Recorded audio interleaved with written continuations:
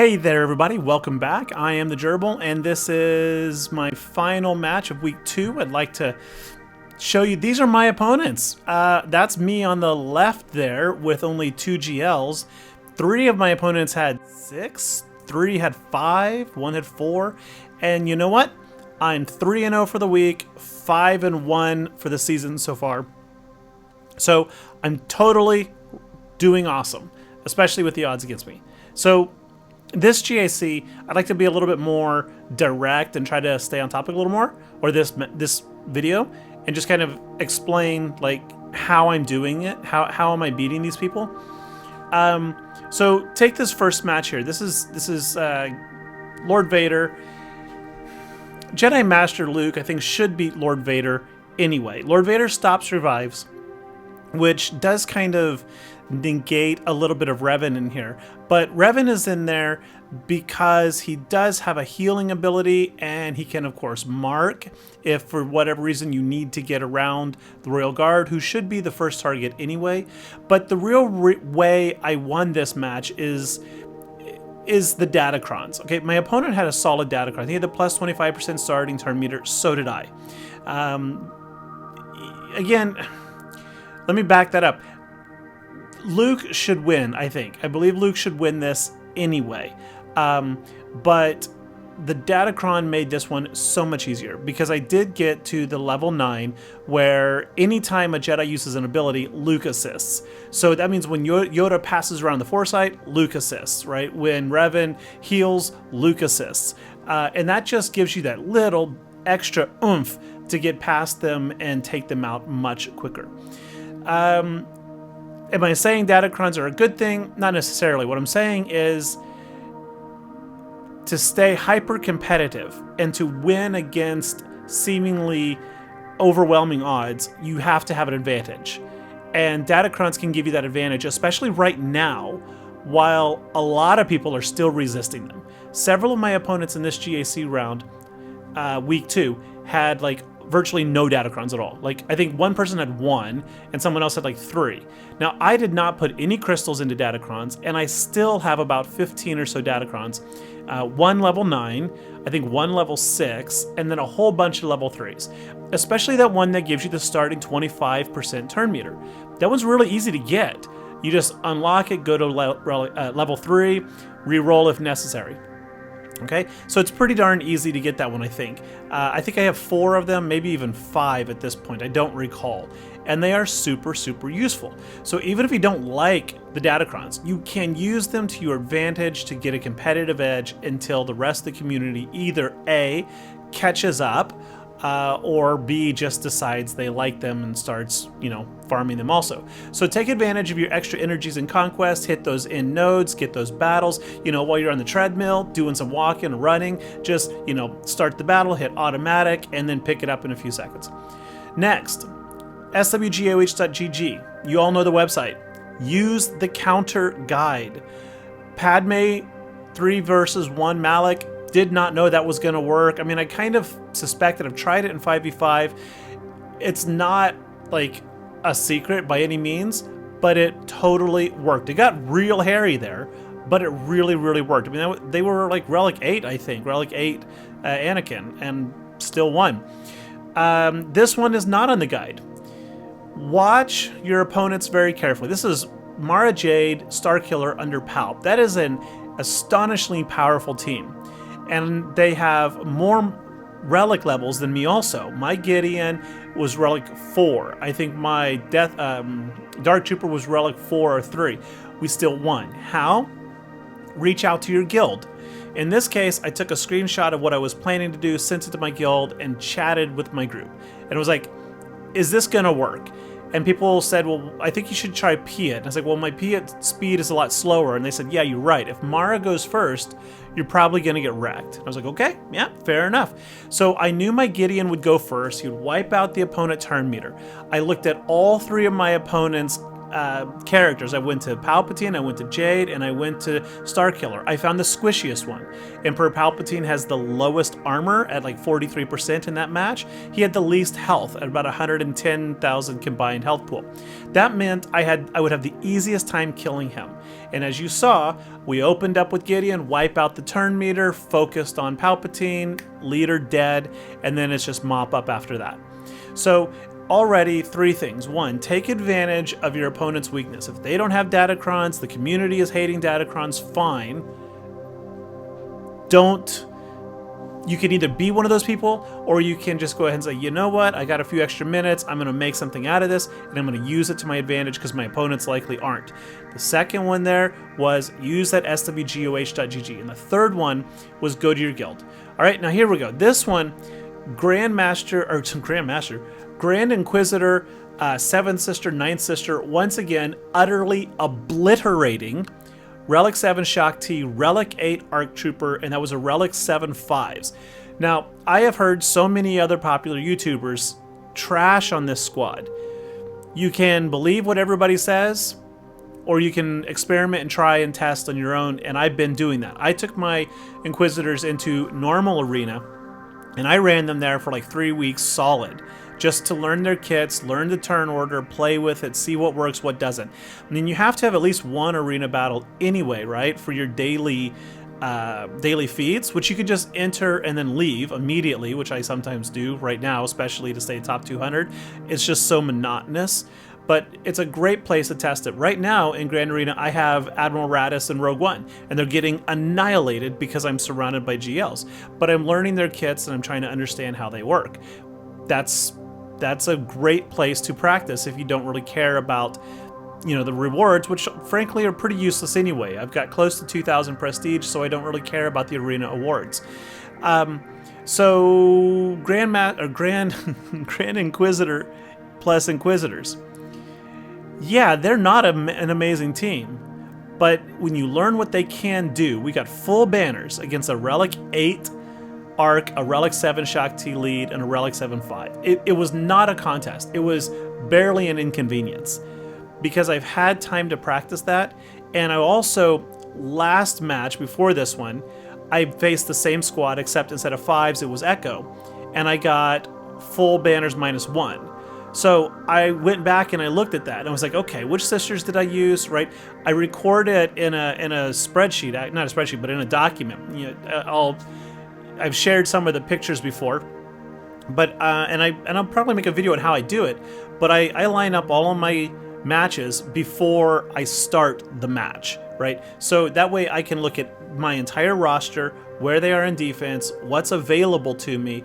I pre-make my teams and then I modify them as necessary. I don't use the app feature, like the in-game team organizational thing for that, because you still have to scroll a million times. But if you put it in a single document, and I got a Mac, so I use Apple Pages, which is fantastic for graphic editing and manipulation, I can see every character in my library. I've got all the thumbnails in there, copy and pasted when I update one. About once a month, I go in, take new screenshots, put it in there so it stays fresh. And I can strategically map out everything. In this case, I took the picture of my entire plan and sent it to my guild. It was like, hey, buddies, what do you think? And nobody said anything was bad. The only concern was that Starkiller, who was not a problem, as you saw. Another one, back to swgoh.gg. Go look at what your opponents are doing. Look at their history, right? Especially when you have, like me, 2 GLs and your opponent has 5. You need to know, are they putting them all on defense?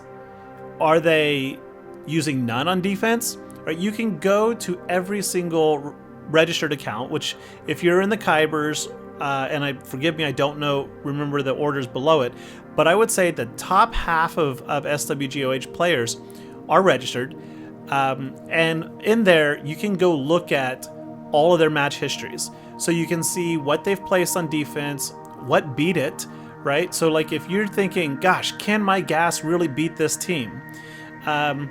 Go find out if somebody else beat it with gas, and if they did, look at their mods, look at the relic levels, look at whatever it is, and then compare it to your own and find out. In this particular match right here, Gas versus Revan, I chose this one because, well, I had Gas available, but also because Gas stops revives, which negates the Savior and it negates Jolee.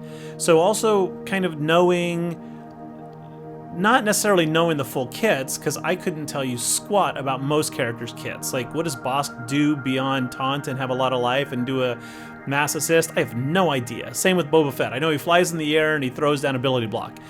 I don't know the rest of the kits.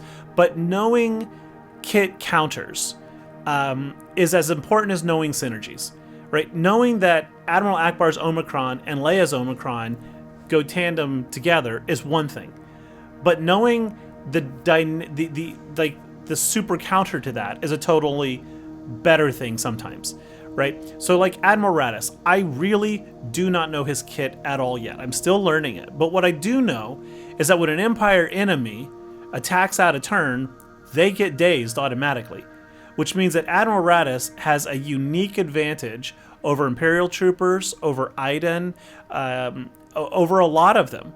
And my preliminary testing in the few times I've been able to play him in GAC is showing that advantage to be significant. So it's not just knowing how do your own characters work together, but it's knowing how do they work against something else, right? In this case, I know I'm going to get full banners or close to full banners in this fight before I go in here. Largely because the character Bossk cannot put out any real damage here. Dengar's not going to be able to put out enough damage. And while Boba Fett can execute, we know he's going to open up with the AI is going to pretty much always open up with the aerial AoE that's going to apply that ability block. Except that Ackbar starts the team off with Tenacity Up. And then Leia, every time she shoots with her Omicron, she's going to potentially give the team Tenacity Up. And when you have Tenacity Up, you're not getting debuffed, which negates immediately a lot of Dengar and Boba Fett's abilities, right? It just really nerfs them. So it puts them in a handicap. Now, if you are in the league where you have Galactic Legends, and I know a lot of people still don't, if you are in the area of Galactic Legends, there are only 6 of them. So it is wholly worth taking your time to learn which 6 beat which other, or which one beats each of the 6. I mean, there's a very, very simple matrix out there.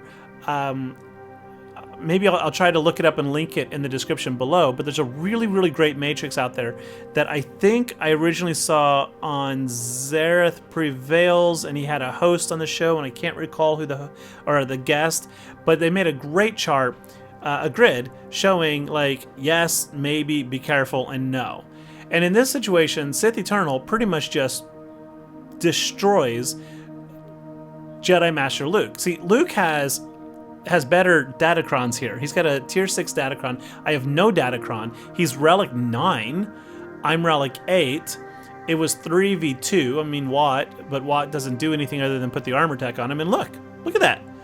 It was easy. So it's knowing those counters, because see, as much as we want to think SWGOH, the Star Wars Galaxy of Heroes, is really a game about competitive, like, competition and who the better player is, what it really comes down to a lot of times is who can better equip your characters and who can better counter the enemy's characters.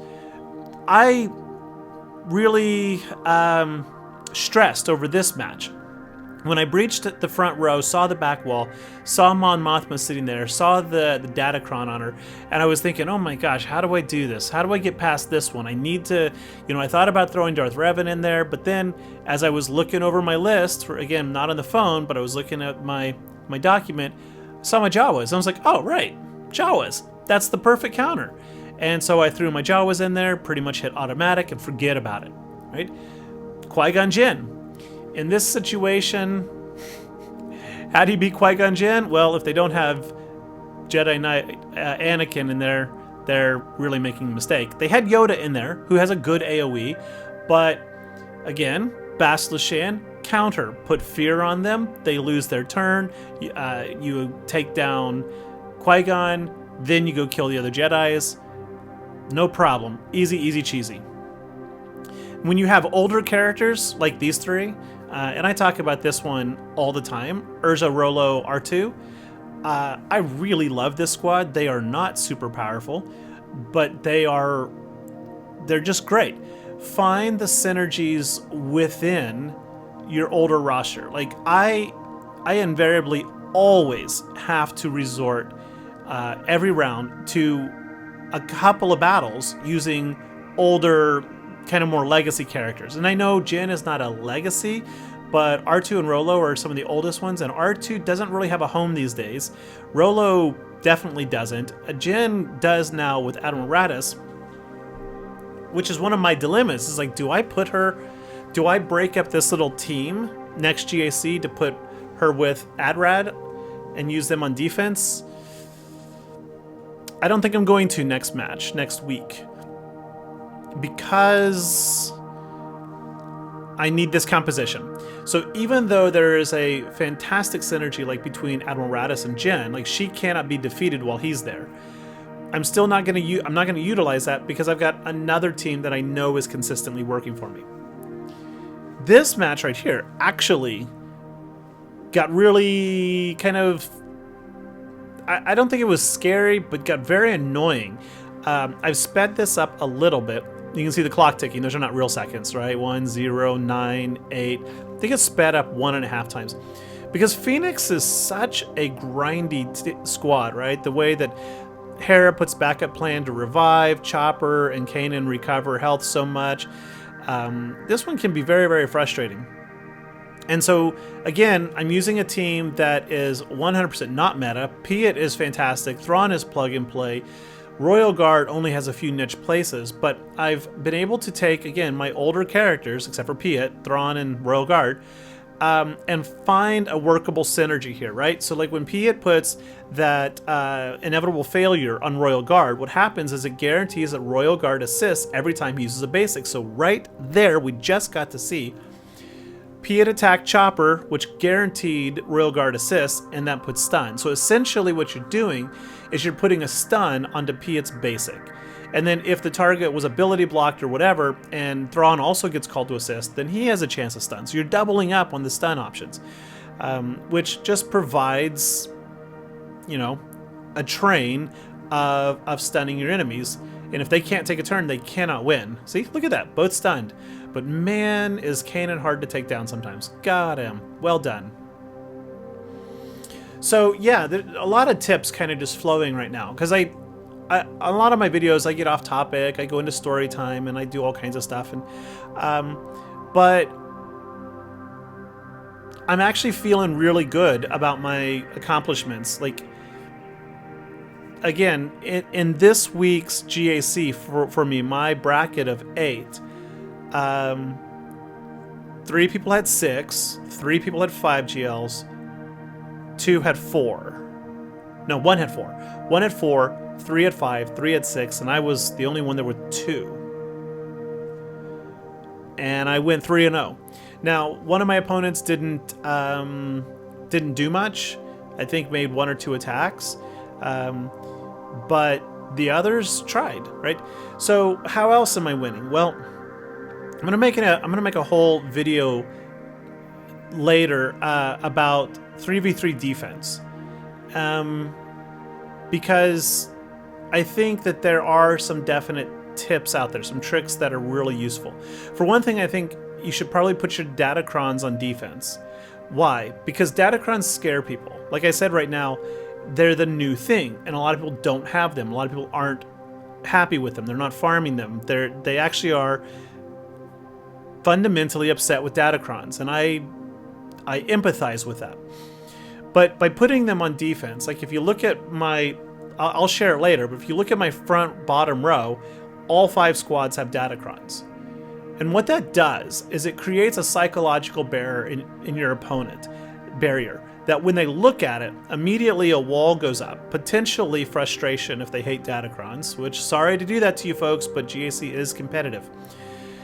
That frustration immediately starts to cloud judgment. Also, the inexperience right now that people have with datacrons, myself included, everyone included, that inexperience with datacrons will very likely lead your opponent to overestimate the amount of force needed to win. So let's say I have Beskar Mando with Han Solo and Chewbacca. And that is a really, really hard defense already, because Han Solo is going to go first. He's going to probably stun one of the 3 enemies. Chewie's going to assist. And then that puts some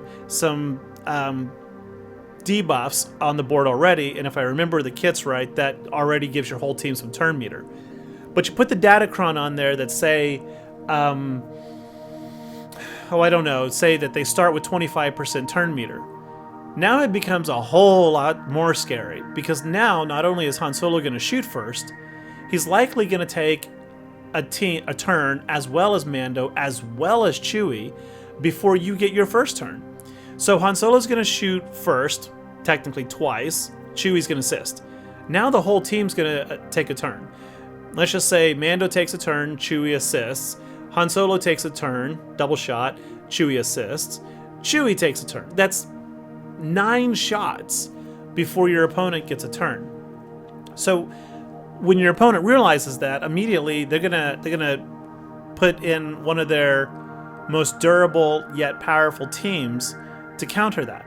And in doing so, they may be overcompensating, or they'll throw their own Datacron on there when they might not have actually needed it. Let's say, right, you go with Darth Revan. Well, Darth Revan negates the assists. So if Han opens up shooting Darth Revan, nobody assists, right? And then everybody else, yeah, you might lose Darth Revan, you might not, but still, nobody would have assisted in those attacks. Malak could probably endure those assaults and survive until he gets a turn to drain life. So you go in with Darth Revan, you go in with Malak, but because you saw that Datacron, you're like, oh my gosh, I need to do something. And you end up applying your own limited supply of Datacrons when it wasn't necessary.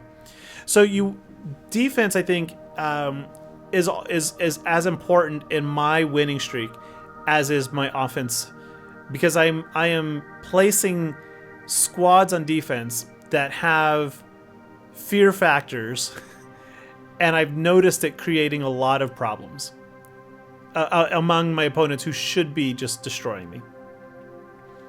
Anyway, I want to stop talking right now. It's been 22 minutes. I hope this has been an informative GAC. I really feel that, I don't know, I'm really liking GAC. 3v3 is actually, to me, a lot more fun than 5v5 because it forces me to think a lot more. I also perform better in 3v3. Part of it is because there's a lot more diversity in 3v3 than 5v5. In 5v5, if you got, Darth Revan lead, you can probably guess with a 90% accuracy the rest of the team, right? You see CLS lead, you know who else is there. In 3v3, no. Just because you see a CLS doesn't mean you're going to get the people you expect, right? I put, like I said, Han Solo and Chewie with Bam. I would never, ever do that in 5v5. I could still put them with CLS. I could also put them with Dash, right? There's so much more diversity in 3v3, and that's why I like it. Anyway, thanks for watching. Thanks for tuning in. If you found this video helpful, please, please, please smash that like and sub button. I really do appreciate it. And I will catch you all later here on the Gerbil's Den, the Gerbil Wheel, the Gerbil Burrow. I still don't have a name for this thing. The YouTube Gerbil something.